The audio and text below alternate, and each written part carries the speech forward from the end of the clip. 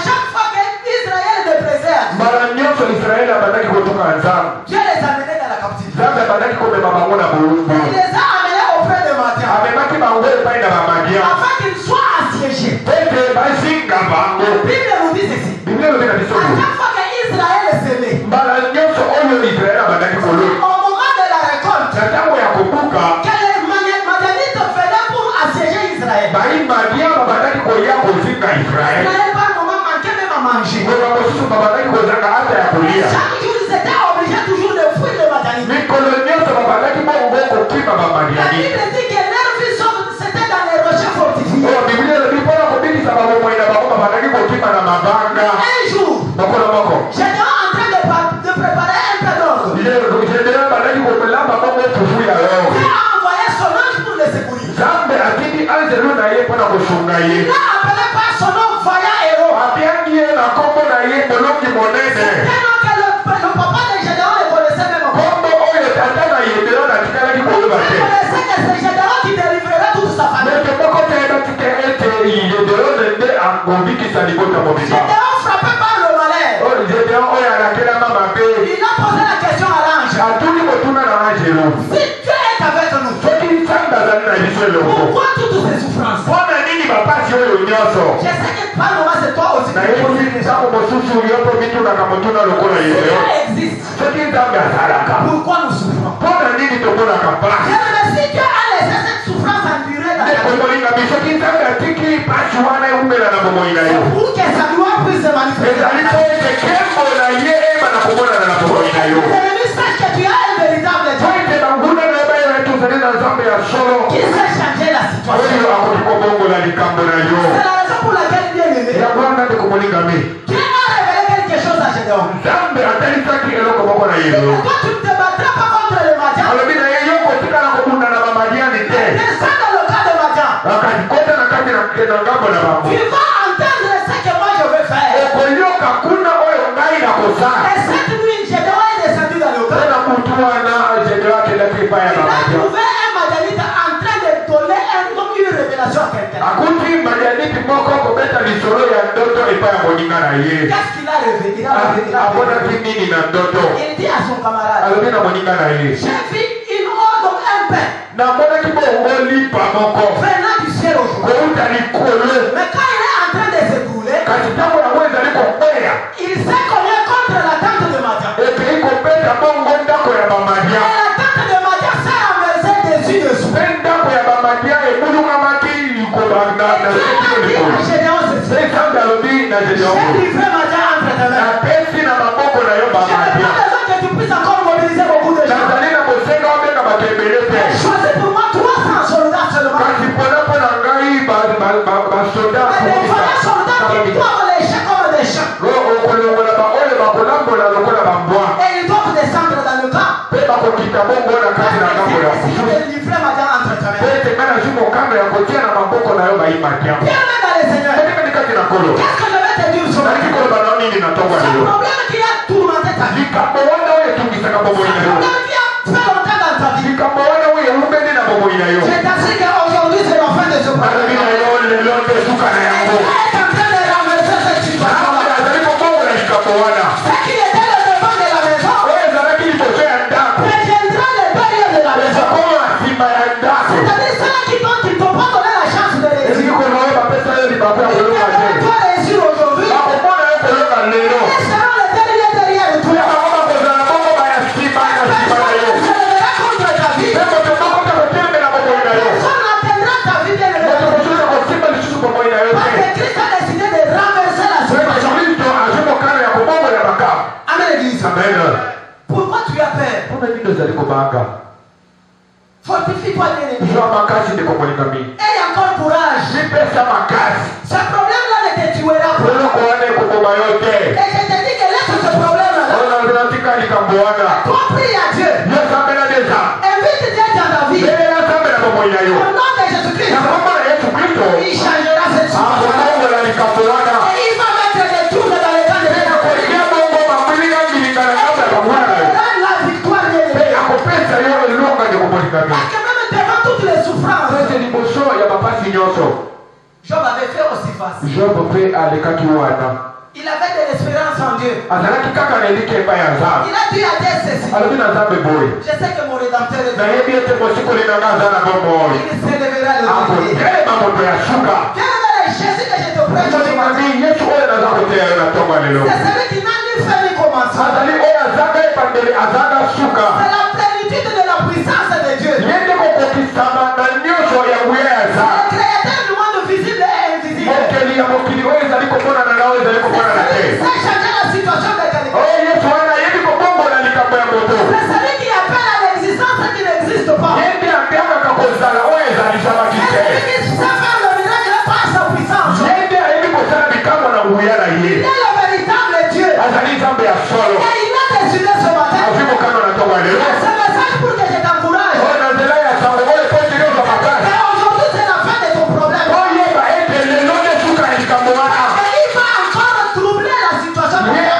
akobulukanisa oyo likambo wana liboso ya banguna na yo. il va détruire tout celui qui viendra encore te Mpe akobebisa moto nyonso oyo akoya komeka lisusu kobundisa yo. Amen, l'église. Amen.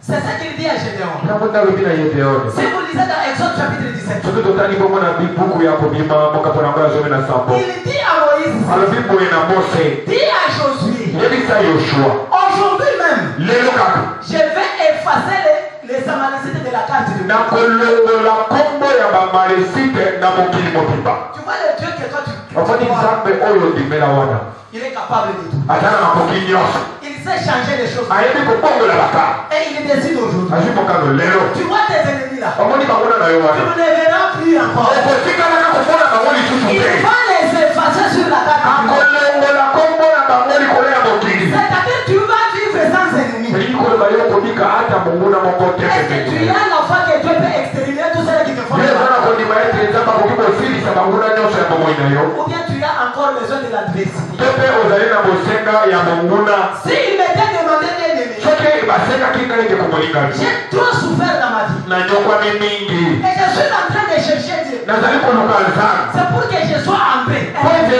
nazwa kimia libela Tu vois quand tu pries bien aimé, omoni ntango obondelaka nde il komolingami faut prier pour que Dieu finisse tous tes problèmes. osengeli kobondela po ete nzambe asilisa makambo nyonso Il y a des etumisaka gens qui vivent tranquillement et sur la eza na terre. bato bazali kobika na kimia na mokili oyo Ils ne savent même pas que le problème existe. bayebi ata te ete mitungisi ezalaka Pas seulement ils ont beaucoup d'argent, kaka mpona baza na misolo ebele te mais que s'il était question d'argent, ete soki ezalaki likambo ya mbongo c'est-à-dire tous ceux qui sont morts mais à cause de maladies, elingi koloba baoyo nyonso bakufa nde na maladi ils ne seraient jamais morts. basengelaki kokufa te C'est pour dire que l'argent ne résout pas tout. elingi koloba ete mbongo esalaka Mais nyonso te celui qui a Jésus en lui, oyo azali na yesu kati na c'est ye celui qui a la paix éternelle. ye nde azali na kimia ya libela Il nous a dit ceci. alobi na biso boye Recevez ma paix. ozwa kimia na ngai Recevez ma paix. ozwa kimia na ngai Celui qui reste avec Christ, oyo atikali na kristo il elongo est dans la quiétude éternelle. azali na kimia ya libela Aucune souffrance ne le fera pleurer. pasi moko te kolisa ye lisusu Amen, l'église. amen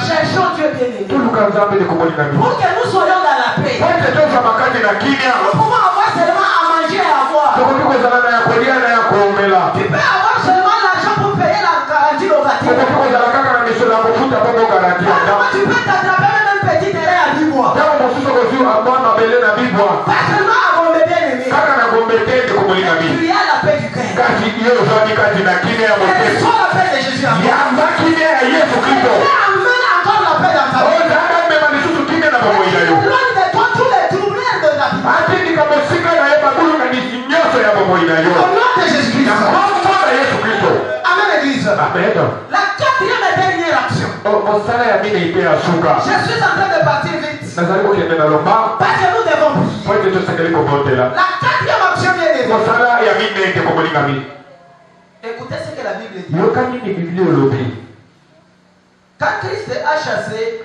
ntango kristo abenganaki bateki mpe basombi il a renvoyé même les vendeurs des pigeons. abenganaki ata bateki ya ndeke Amen, l'église. amen Je me suis posé la question. namituni motuna Mais pourquoi Marc insiste sur le vendeur des pigeons? mpona nini marko ye abetisi ete na ntina ya bateki ndeke Écoutez ce que Lévitique dit. yoka nini levitiki alobi Lévitique chapitre 5. Bokapona yango ya mitano. Au verset 7. Bolongo na yango ya sambo. La Bible dit ceci. Biblia lobi boy.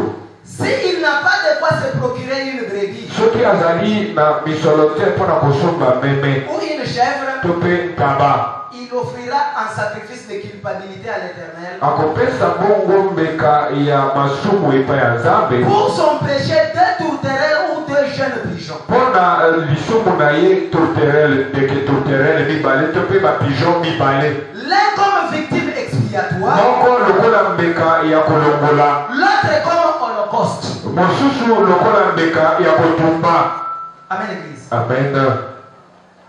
Si Marc a insisté sur les vendeurs de pigeons, Soki Marko abeti sete na tina na bateki ndeke. parce que les pigeons, Po ete bandeke ce sont des petits animaux ezali banyama mike qu'on peut acheter même à moins cher. oyo bakoki kosomba na motu ya te. Donc, même au temple, Ata kati na tempelo tout le monde n'avait pas le même degré de recevabilité d'argent. moto nyonso azalaki bongo na lolenge moko ya kosimba misolo te. C'est-à-dire, par moment, il y avait aussi des pauvres. Ntango mosusu ezwamaki wana mpe babola. S'ils n'avaient pas la capacité d'acheter le bœuf, Soki bazalaki na makoki ya kosomba ngombe te, ils pouvaient aussi acheter même les pigeons. bakokaki kosomba ata njiwa Pour offrir à Dieu pour l'expiation de leurs péchés. mpona kopesa na Nzambe na ntina na bolongoli masumu na C'est la bango. raison pour laquelle Christ, en arrivant, Yango wana Kristo ntango akomaki il s'est adressé à ces gens-là. alobaki na bato wana C'est-à-dire, vous amenez la pauvreté dans mon temple. elingi koloba bozali komema mobola kati na tempelo na ngai. Bien, mais je vais te dire ceci. Ndeko moninga mpe nalingi koloba na yo Là où tu y es, ipai ozwani il faut toujours éviter l'esprit et abandonner, refuser l'esprit de pauvreté. osengeli kopenga na mosika molimo ya bobola. Si tu manques l'argent dans la Soki vie, ozangi mbongo ndeko si moninga, tu n'as pas d'activité bien soki ozali na mosala te ndeko ou moninga, que tu as d'activité mais ça ne marche soki pas, ozali na mosala kasi esimbaka te, sache très bien que c'est le diable qui menace. yeba malamu ezali satana nde azali kokulunganisa Si tu bamoninga. commences à rater même le pain à manger, Soki okomi kozanga ata lipa ya kolia, sache très bien que tes pieds se dirigent vers le nœud. yeba malamu ete bozwi na yo ezali kokangama na maboko ya satana. Et ta vie est menacée. Ye bomoi na yo ezali na Et kebakeba. un jour tu vas finir par mourir. Mokolo moko okosuka na kokufa. Parce que personne ne supportera la fin d'une année. Po ete moto moko ta kokoka kobika na nzala ya moya mokili. Amen, Église. Amen.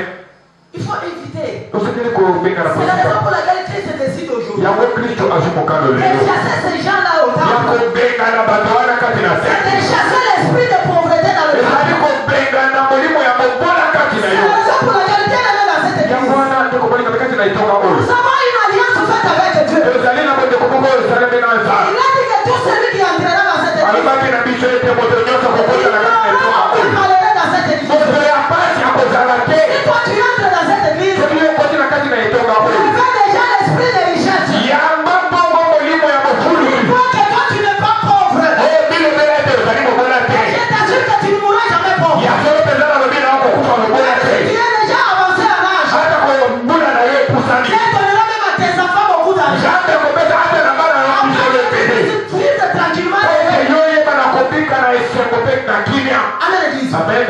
Mais comme tu es encore vivant, Lokola oza na bomoi. je t'assure que c'est pas toi que Dieu va faire. Nalobi na yo